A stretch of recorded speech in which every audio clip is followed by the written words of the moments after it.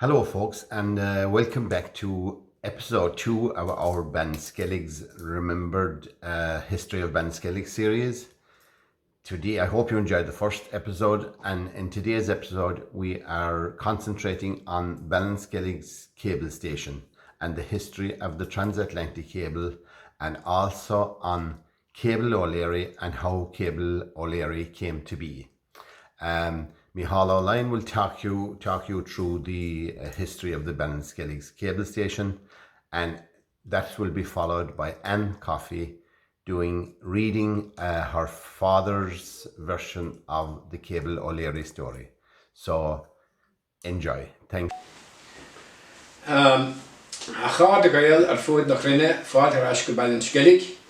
Now for this episode we are going to do a little feature on the cable station in Ballinskelligs.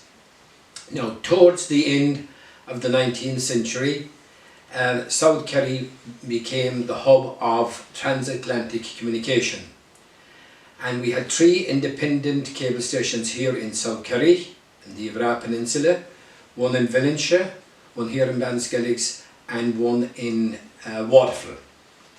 Now, prior to the development of the transatlantic cable, when communication was needed between Europe and America, between United Kingdom and America, it had to be done by ship, and that was a slow process.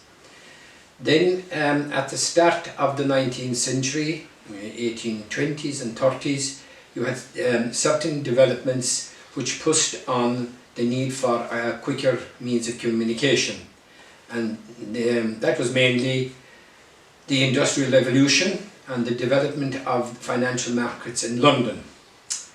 So, and at the same time you had a lot of developments with telegraphy and electricity. Now it was reasonably, at that stage it was telecommunications over land was developed, but it was a more difficult thing to do it underwater. But with the invention of a substance or a product known as gutta percha, it became possible to put cables, telecommunication cables underwater. Now gutta percha was a form of insulation that could be put around the cable so that the cable could be placed underwater, and that was successfully tried and tested in 1851 between Calais and Dover. But taking a cable across the Atlantic was a different kettle of fish and much more complicated. And after a few failed efforts, a cable was successfully laid between Heart's Content and Valentia Island in the year 1866. So that proved that the laying of a cable across the Atlantic could be done, and consequently other companies got into the role of laying cables across the Atlantic. One of those companies was known as by the initials DUST, D-U-S-T, Direct United States Telegraph. And that company decided to lay a cable between Torbay in Halifax, Nova Scotia, and Ballinskelligs here, and that process took place in 1873, and the cable station was opened in 1874. Now the cable itself was manufactured by the German company Siemens, and it was laid across the Atlantic by a liner, a big ship known as the Faraday. The cable was laid, and it was run then by DUST for a number of years.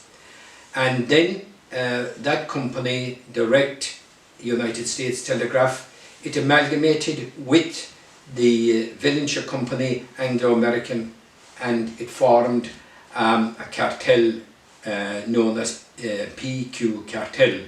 Now the advantage of a cartel was that they were able to set their prices and income, and then that position continued until 1895. Then in 1911 the Western Union took over the running of Ballinskelligs cable station. That had been, and it had also been running the Vilnius cable station. So the Vilnius and Ballinskelligs cable station, they were connected by land and by sea.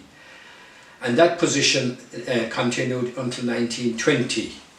Now, as we all know from at the moment, the War of Independence was going on from 1918 until 1921-22, and the British government needed a secure post office for security reasons. So they took over the cable station here in Ballinskelligs and ran it as a post office until 1923. And then after 1923 the Irish government took over the building and ran it as an Irish college.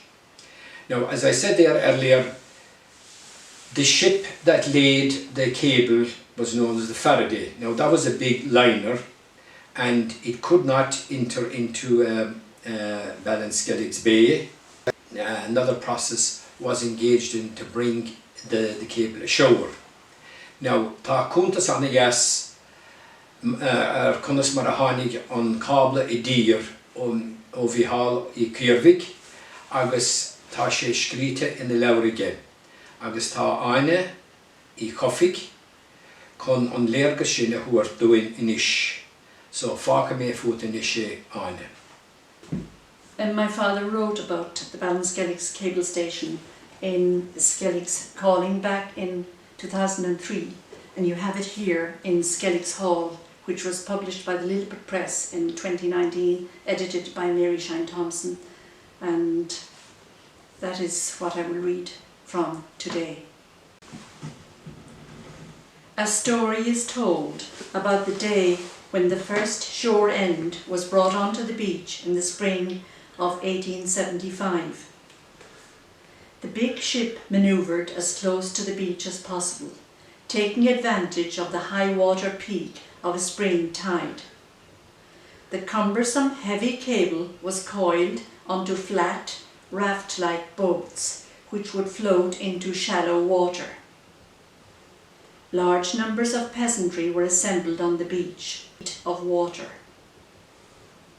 At this stage, the horses proved very ineffective because of soft sand. The man who would help pull the cable ashore was to be paid 2 shillings and 6 pence. He would need 40 men, and as an incentive, the first man who would lay hands on the cable was to be given a half sovereign in gold. No sooner said than done. The hired men rushed headlong into the broken wave where the cable lay. One man outstripped them all with a mighty leap and dived into the sea. Grasping the end, he tore it loose from the coil and, helped by the rest of the hired team, pulled the cable up the sandy beach in front of the cable buildings. True to his word, the foreman paid each person 2 and 6 pence, and, calling for the man who merited the gold coin, asked for his name and address. The man in question was Dennis O'Leary from Ballinskelligs. In presenting him with the coin and holding O'Leary's arm aloft in a gesture of victory, the foreman announced that henceforward the cable would be called Cable O'Leary. The name stuck, not on the cable, but on Dennis, who was known as the cable from then on. The next generation inherited the name, and to this day Their progeny are referred to as the Cable O'Learys. When the cable station closed down as a working cable station, the cable was diverted to Cornwall. Now the building itself was a fine building, and it was the building was there on where the caravan park is now in Ballinskelligs. It was built by a London-based company. The physical structure was of mass concrete. It was on 3 or 4 acres of ground, and that ground was walled. It had a main office and a clock tower, and like by that time it was a very modern building in comparison with the houses of the local community. You had running water which came down gravity from Canard. You had septic tank, sewerage and bathroom, hot and cold water. Lighting was provided by gas, and as most of the workers were Protestant, they had their own church and a bell. And amazingly enough, they had a firefighting system which used water, if they needed be, it would use the water which would be pumped from the sea. The games they played were cricket and tennis, and you can see the comparison with the local community, where the local games would be Gaelic football. And as I say, the building itself, it provided a great contrast with the living conditions of the local people at the time, where most of the buildings would be small thatched houses. And then it provided a certain amount of employment. They had their own mode of transport, a horse-drawn carriage, and they had a stableman, a carriageman, a lighting man and a batteryman. And they had 4 domestic servants. The vegetables were all provided locally, which gave a certain amount of income locally.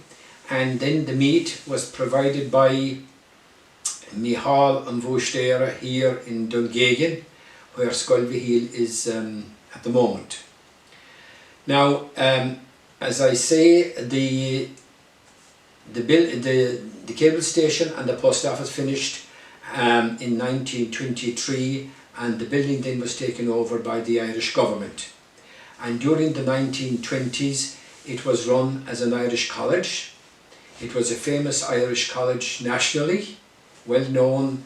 It was basically set up to train teachers, but many other people also attended the college. Future politicians like Jack Lynch, the Bolins and the Collies. And it is reputed that it's here in Ballinskelligs College that Jack Lynch met his wife Maureen. Now, be Sean O'Connell a bhí mar hanachaí sa choláiste sin, agus bhí sé mar hanachaí ann go bhfuair sé bás sa bhliain 1931. So bhí cáil náisiúnta ar an gláiste sin, choláiste umráiteach a bhí. And the college continued until the late 40s. Now it was the building itself was overseen by the Board of Public Works, and the Board of Public Works were not prepared to meet the maintenance and upkeep of the building. And unfortunately, and to the regret of the Ballinskelligs community, the Board of Works knocked the building in the late 50s, which was a shame when you see the fine buildings that remained in Valentia and in Waterford, the fine cable station buildings. The only building that was left standing was that part which became the Garda station afterwards, and which is now in private property. Now the buildings closed down, and as I said, the building was knocked, but this cable station have left a legacy here in Ballinskelligs, and through the cable station a number of people came in to work on the cable stations and settled here. Two of the families being the Mains, who down through the years ran the Sagerson Hotel and the post offices here in Ballinskelligs. and also the Browns, the Brown family, they came in through the cable station. John Brown, who came from Scotland, he came into the cable station in Waterford and worked as a gas fitter and a plumber. And then his son Joe, he worked as a telegrapher here in Ballinskelligs, and we can see that the Browns are still making a major contribution to the community and society here in Ballinskelligs, providing us with a well-stocked shop and a post office, and Nicholas and his son providing a plant hire service which is used all over the county. So they are some of the legacies that the cable station have left us here in Ballinskelligs. So Shine Mushkiel and Atasuligum Gor Winshif Tanivas Gorimila Magrif.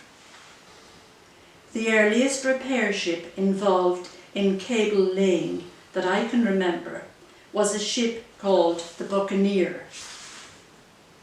I heard my father say that a pilot from Valencia named Macron would come overland to Ballinskelligs, where a local crew awaited him at the old fishing pier to meet the ship as she rounded into the mouth of Ballinskelligs Bay.